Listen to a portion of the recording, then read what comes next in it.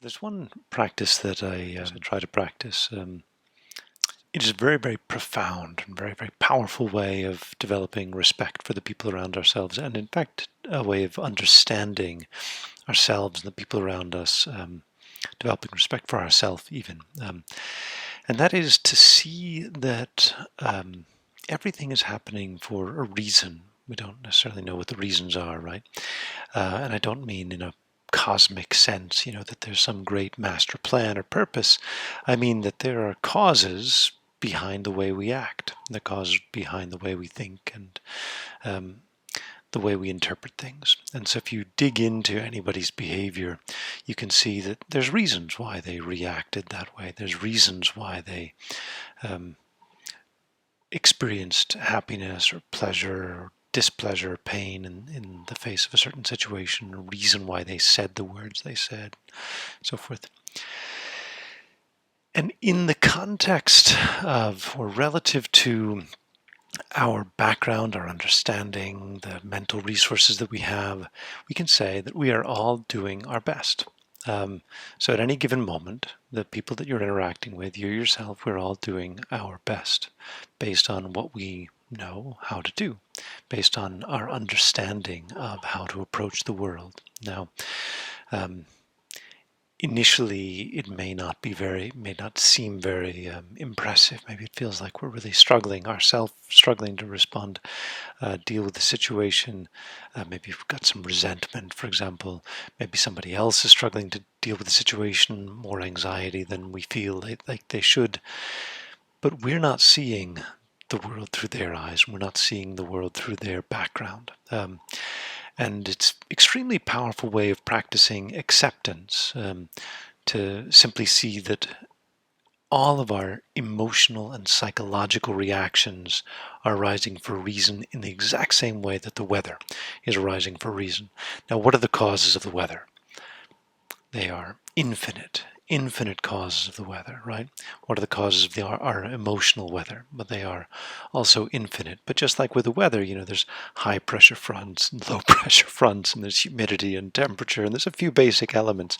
So in our own minds and our own psychology, there's a few basic elements, right? There's how we see ourselves, in relation to others. There's strong patterns, very, very deeply ingrained patterns of behavior. But according to however those patterns are, we react and respond in a way that's understandable. And when you can understand something, you can find peace with it, and you can come to accept our own and others' behaviors, even if those behaviors seem extremely harmful. But it also opens the door for us to appreciate that when people engage in beneficial behaviors, it's because they've got the right conditions coming together.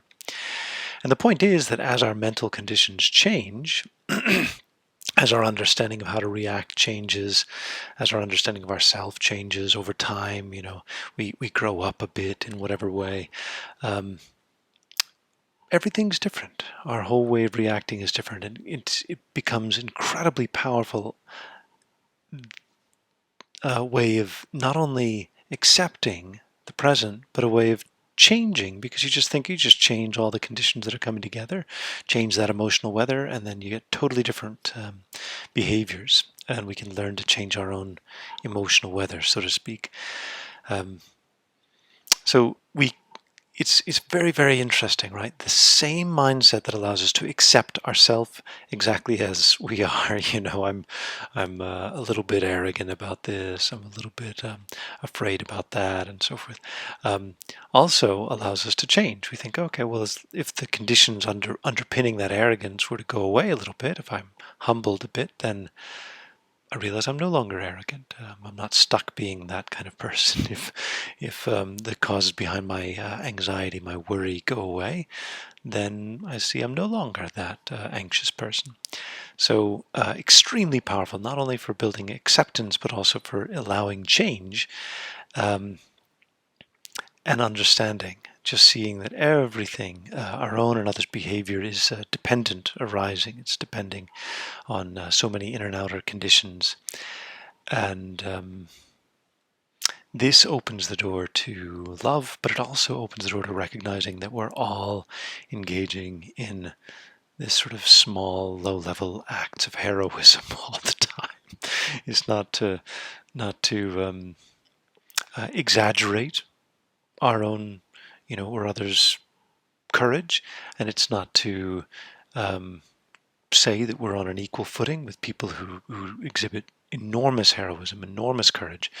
But there's a sense in which we are being about as heroic as we can be with our current situation based on our understanding of the world. And so we can even see the people around us as heroes or heroines, just in our own way. There's certain small fears, there's certain small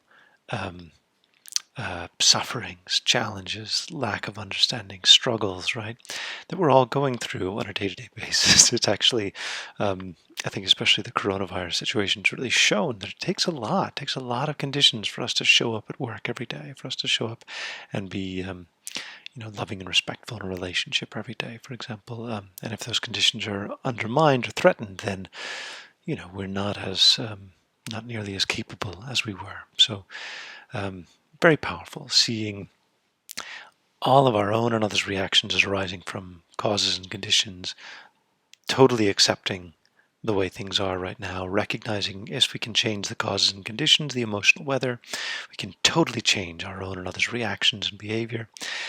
And in the face of what we're doing right now, there is a heroism that we're all doing, all engaged in some small acts of showing up and being bold and brave and strong on whatever level every day. And this is a way of developing deep respect for the people around us, but also developing deep respect for ourselves and recognizing that if we just unblock ourselves in those key ways, we can be even more heroic. We can be even more strong and wise and powerful than we are today.